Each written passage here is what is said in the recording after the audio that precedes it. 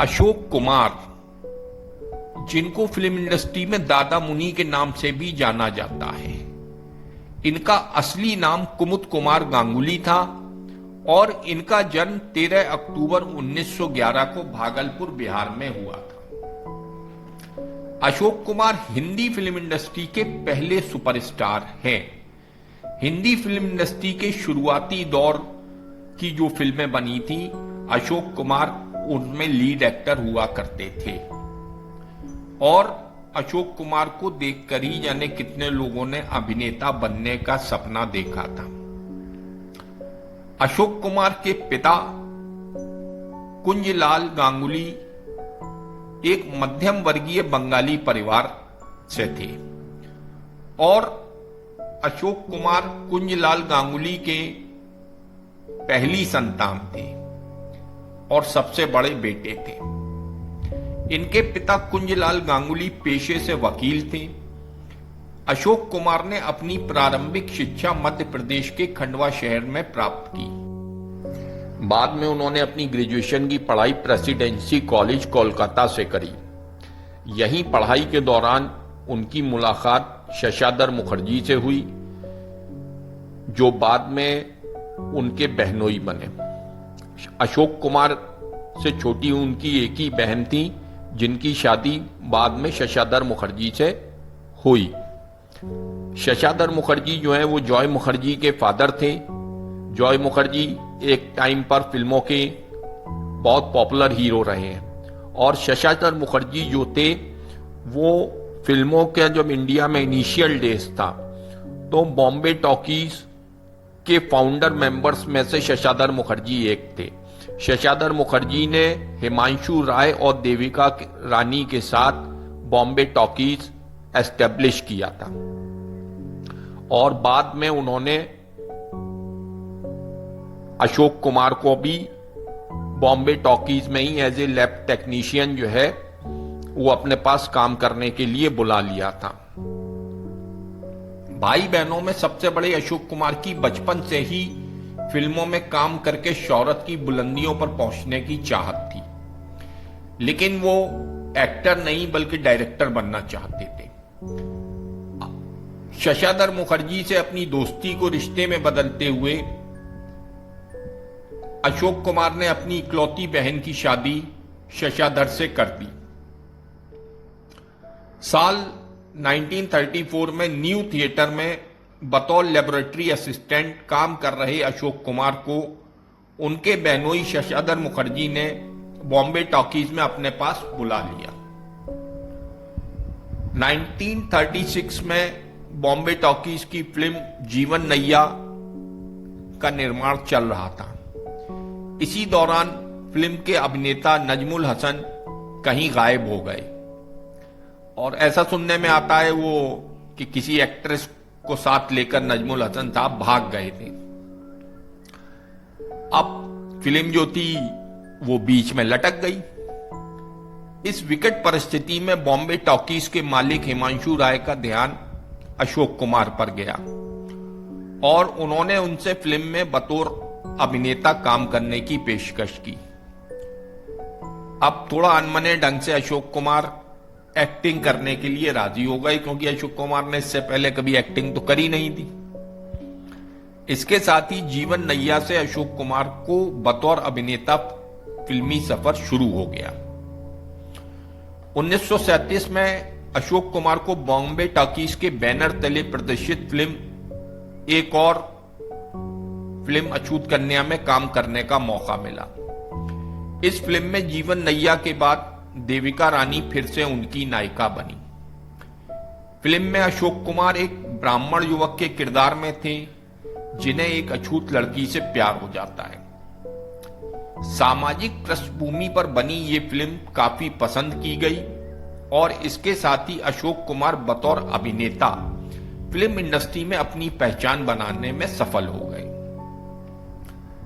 इसके बाद देविका रानी के साथ अशोक कुमार ने कई फिल्मों में काम किया।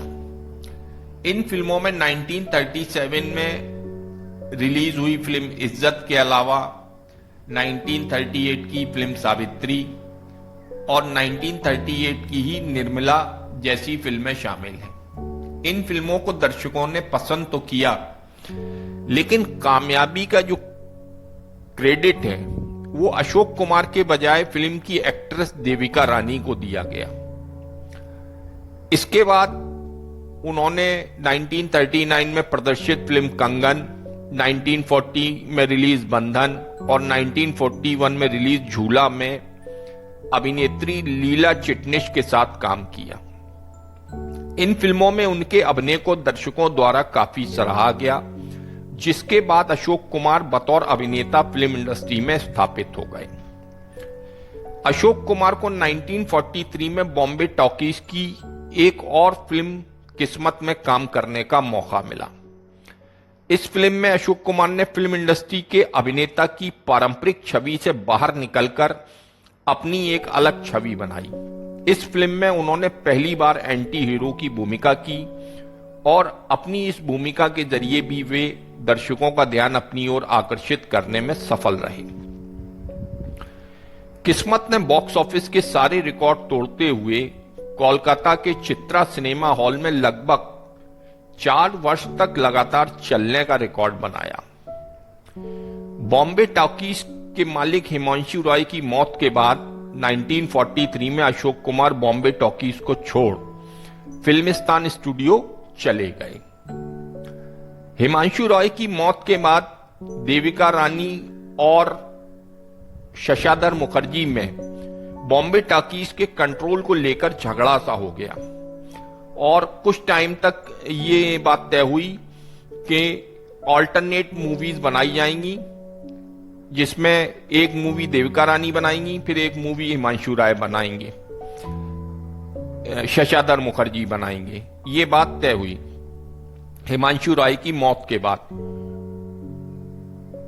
अब कुछ दिन टाइम तक तो ये फॉर्मूला चला, लेकिन उसके बाद जो है शशाधर मुखर्जी जो है वो अशोक कुमार के साथ अलग हो गए, क्योंकि अशोक कुमार शशाधर मुखर्जी के साले भी थे, तो अशोक कुमार और शशाधर मुखर्जी बॉम्बे टॉकीज से अलग हो गए। 1947 में देविका रानी के बॉम्बे टॉकीज छोड़ देने के बाद 1947 में देविका रानी ने भी बॉम्बे टॉकीज छोड़ दिया, तो उसके बाद अशोक कुमार ने और शशाधर मुखर्जी ने एक बार फिर से बॉम्बे टॉकीज के रिवाइव करने की कोशिश की। जो उसके राइट्स थे वो अशोक कुमार और शशाधर मुखर्जी ने ले लिए और बॉम्बे टॉकीज के बैनर तले मशाल, जिद्दी और मजबूर जैसी कई फिल्मों का निर्माण किया। इसी दौरान बॉम्बे टॉकीज के बैनर तले उन्होंने 1949 में प्रदर्शित सुपरहिट फिल्म महल का भी निर्माण किया। इस फिल्म की सफलता ने मधुबाला के साथ साथ प्लेबैक सिंगर लता मंगेशकर को भी शोहरत की बुलंदियों पर पहुंचा दिया। 50 के दशक में बॉम्बे टॉकीज से अलग होने के बाद उन्होंने अपनी खुद की कंपनी शुरू की थी और जुपिटर थिएटर को भी खरीद लिया। अशोक कुमार प्रोडक्शन के बैनर तले उन्होंने सबसे पहले फिल्म समाज का निर्माण किया, लेकिन ये फिल्म बॉक्स ऑफिस पर बुरी तरह असफल रही। इसके बाद उन्होंने अपने बैनर तले फिल्म परिणीता भी बनाई। लगभग 3 वर्ष के बाद फिल्म निर्माण क्षेत्र में घाटा होने के कारण उन्होंने अपनी प्रोडक्शन कंपनी बंद कर दी। अच्छा, इसी बीच उनके साले शशाधर मुखर्जी जो हैं वो अशोक कुमार से भी अलग हो गए थे और फिर उन्होंने अपनी अलग प्रोडक्शन कंपनी खोल ली थी और वो अलग से मूवीज बनाते थे। 1953 में प्रदर्शित फिल्म परिणीता के निर्माण के दौरान फिल्म के निर्देशक बिमल रॉय के साथ अशोक कुमार की कुछ अनबन हो गई थी, जिसके कारण उन्होंने बिमल रॉय के साथ काम करना बंद कर दिया। लेकिन अभिनेत्री नूतन के कहने पर अशोक कुमार ने एक बार फिर से बिमल रॉय के साथ 1963 में प्रदर्शित फिल्म बंदनी में काम किया। ये फिल्म हिंदी फिल्म के इतिहास में आज भी क्लासिक फिल्मों में शुमार की जाती है। 1967 में प्रदर्शित फिल्म ज्वेल थीफ में अशोक कुमार के अभिनय का एक नया रूप दर्शकों को देखने को मिला। इसमें अशोक कुमार ने पहली बार नेगेटिव शेड किया था। इस फिल्म के जरिए भी उन्होंने दर्शकों का भरपूर मनोरंजन किया। अभिनय में आई एक रूपता से बचने और स्वयं को कैरेक्टर आर्टिस्ट के रूप में भी स्थापित करने के लिए अशोक कुमार ने खुद को डिफरेंट भूमिकाओं में पेश किया।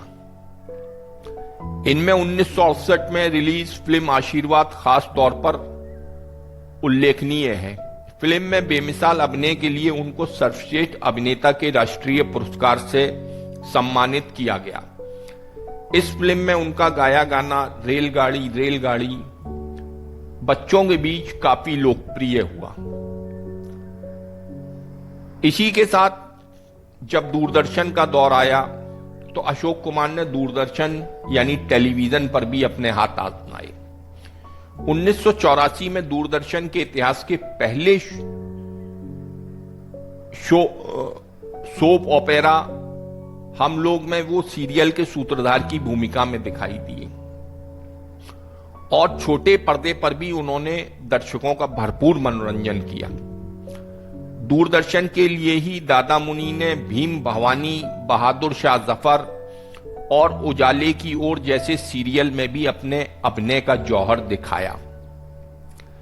अशोक कुमार को 2 बार सर्वश्रेष्ठ अभिनेता के फिल्म फेयर पुरस्कार से भी नवाजा गया। जबकि अशोक कुमार ने एक्टिंग की कहीं ट्रेनिंग नहीं ली थी, लेकिन फिर भी अशोक कुमार बहुत जबरदस्त एक्टर थे और वो हर रोल में फिट हो जाया करते थे और बहुत ही नेचुरल तरीके से अपने रोल को निभाते थे। पहली बार साल 1962 में राखी के लिए और दूसरी बार साल 1968 में आशीर्वाद के लिए उनको बेस्ट एक्टर का फिल्म फेयर अवार्ड मिला। इसके अलावा 1966 में रिलीज फिल्म अफसाना के लिए सहायक अभिनेता के लिए फिल्म फेयर अवार्ड से भी नवाजे गए। दादा मुनि ने हिंदी सिनेमा के क्षेत्र में उत्कृष्ट सहयोग के लिए 1988 में हिंदी सिनेमा के सर्वोच्च सम्मान दादा साहब फाल्के पुरस्कार से सम्मानित अशोक कुमार भारतीय सिनेमा के एक प्रमुख अभिनेता रहे हैं। फेमस सिंगर किशोर कुमार इनके सगे भाई थे। लगभग 6 दशक तक अपने बेमिसाल अभिनय से दर्शकों के दिल पर राज करने वाले अशोक कुमार का निधन 10 दिसंबर 2001 को हुआ था।